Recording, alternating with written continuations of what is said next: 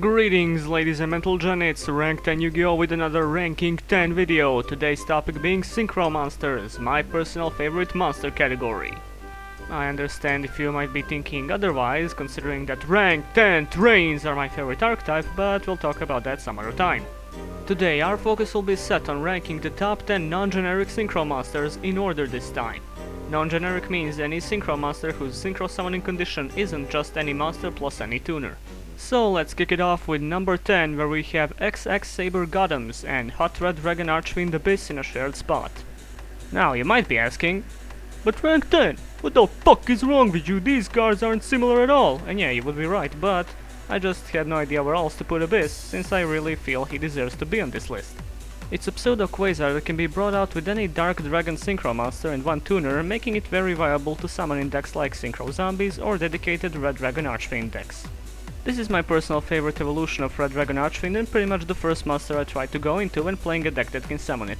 On the other hand, here's Gothams, who destroys hands. He allows you to tribute an X-Saber monster you control to force the opponent to discard a card, with no once per turn restriction. Considering the X-Saber's swarming capabilities and recovery, you can potentially get rid of your opponent's entire hand in one turn, not unlike the Wind-Up Hunter Party Boat combo. These kinds of effects are pretty much the reason why X-Sabers were so admired during their prime, and why people still build decks focused around them. Moving on to number 9, we have a card that spawned one of the most skill-intensive competitive decks ever, the fabled UNICOR. It's a level 4 synchro that requires a fabled tuner and negates and destroys all of your opponent's cards while they have the same number of cards in hand as you. While fabled decks never really took off because of their tendency of going into hard minuses, UNICOR control decks took advantage of that to create an extremely devastating build in the hands of the right players. If you know what you're doing, you can completely lock out your opponent from doing any significant harm to you, since not much beside card effects will get over UNICOR's 2300 body. If you feel like challenging both yourself and the opponent, I highly suggest playing a UNICOR control deck. That's how long you can make this amazing floodgate work. Spot number 8 takes Blackwing Armor Master, or as he's more widely known, Blackwing Batman. A card that took Battle Destruction immunity to the next level, making whichever monster fights it lose all its attack points. Armor Master was a huge part of what made Blackwing's meta back in the day, and he still sees play in this deck, which has sadly sunk to Rogue status over time. But since Konami treats Blackwings as their firstborn child for whatever reason, and considering the fact that Crow is an active character in the ongoing anime, it's very likely that we'll get some viable Blackwing support soon enough. On the other hand, what worries me is that Konami for some reason wants to make new synchros as unviable as humanly possible, but that's a topic for another video. At number 7 is a card notorious for creating insane loops leading to OTKs, FTKs, or disabling your opponent from playing any cards whatsoever. Duloran, Tiger King of the Ice Barrier. Once per turn you can return any number of cards you control to the hand for this card to gain 500 attack for each. The attack boost is admirable but insignificant. It's a self-bouncing effect that put this card in the limited list due to causing an unimaginable number of degenerate first turn loops, mostly involving infirmities. I think the only thing that saves this card from being on the forbidden list is that it requires a water monster to be summoned, because making it generic would definitely result in even more possible devastating loops. If Dark Strike Fighter was the card that taught Konami not to make any more Tribute to Burn cards, then Duloran taught them not to make any more mass self-bouncing cards. Still, being on the limited list means that Duloran is very much available for further abuse, and you can find numerous videos of people exploiting its unique effect even today. Up ahead at number 6 we have Brotherhood of the Fire Fist, Horse Prince. The heart and soul of 3.5 axis Fire Fist, Horse Prince is the central piece of the Leopard Tensu Spirit combo, allowing you to special summon any level 3 fire monster from your deck, which is usually gonna be Rooster, allowing you further searching and field setup integral to the Fire Fist strategy. Besides suddenly making Beast Warriors one of the most powerful types in the game, Fire Fists also cemented their spot as one of the fastest archetypes in the meta, and Horse Prince pretty much confirmed that position, as well as proving that 3.5 axis is the most proper way of playing them. The level 5 summoning restriction on the effect is a bit disappointing, but I suppose not having it would sorta break the card. Spot number 5 takes Balza, I still don't know how to pronounce this, of the Diabolic Dragons. Oh man, the shitstorm that ensued when this card was released was funny to witness, because while it wasn't too broken, we never really had a card with complete destruction immunity up until then. Not only that, but any attempt to damage its controller would only make the card stronger. Immediately this was splashed into every possible dark synchro deck until people realized that Deep Prison, Fiendish Chain, Compulse can easily take care of this guy and he's really not as invincible as everyone thought.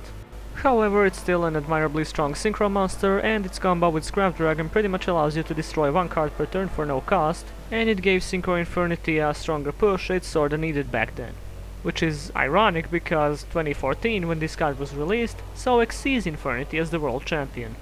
But Synchro Infernity will always live on in my heart as the most fun way of playing the deck. Speaking of Synchro Infernity, number 4 takes Void Ogre Dragon.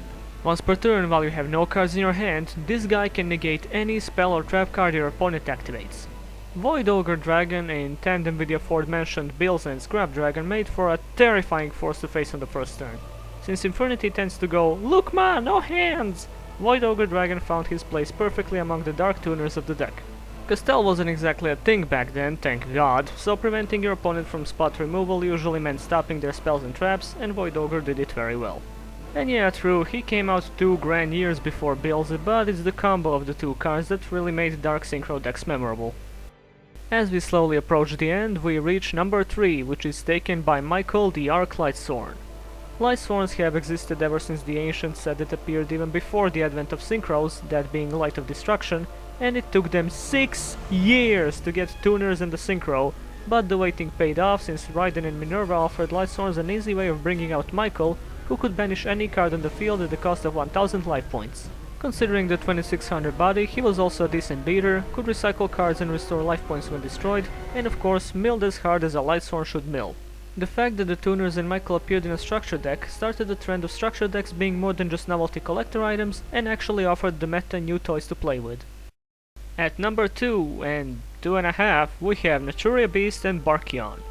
The reason for this odd placement is that these two are pretty much two sides of the same coin, the left and right shoe, the Abbot and the Costello, you get what I mean. Beast negates any spell by self-milling 2 cards, and Barkion negates any trap by banishing 2 cards from the grave. Arguably Beast is a far better card since it can completely shut down spell-intensive decks like Necros and Heroes, but Barkion's effect isn't to be underestimated either. Not to mention that their fusion, Naturia Exterio, does the job of both of them but even better, and I'm pretty sure is the reason why Cyberstein is still banned in the TCG. It's a bit sad that Naturias are probably the last deck that will be able to summon their own Synchros efficiently, but any Synchro deck which fully utilizes Earth monsters can do it, so I guess it's not all bad. If you're playing Desk Bots, X-Sabers, Scraps, or even Synchro Psychics, Naturia Beast is a card you can't go without. Before heading off to number 1, I want to give an honorable mention to Dragunity Knight Vajrayana for being a level 6 Synchro which can rise up to 3800 attack, as well as Cosmic Fortress Golgar which has a self-bouncing effect, and I think I mentioned why those are important. So I think anyone who was in the game for a decent amount of time saw this one coming, but there was really no better place to put it. The best non-generic Synchro, in my and many others' opinion, is legendary 6 Samurai Shien. Sure, the game power creeped away from him, but when Storm of Ragnarok hit the scene, there was no dispute that if you weren't playing 6 Samurai, you were very, very lame. Since this was a much slower format than what we have today, negating one spell or trap card per turn and having protection as long as there are more Samurai in the field meant games came down to Shien or bust. And Gateway of the 6 was unlimited. You could run 3 of these goddamn things. With the help of that one Synchro monster and continuous spell, 6 Samurai destroyed Blackwings at the tragic YCS Dallas by jumping to tier 1 almost as hard as Gladiator Beast jumped to tier 0 with the release of Gaizarus. Soon enough the Samurai were nerfed to oblivion, but Shien's reign was never forgotten, even though he spent some time on the limited list. It's a good card even today, and it shows that negation and protection are the optimal way of making a boss monster in Yu-Gi-Oh! Without just pumping it with attack points. Here's hoping that we get more of such great support for long forgotten archetypes soon enough. This has been Ranked and Yu-Gi-Oh! And please subscribe.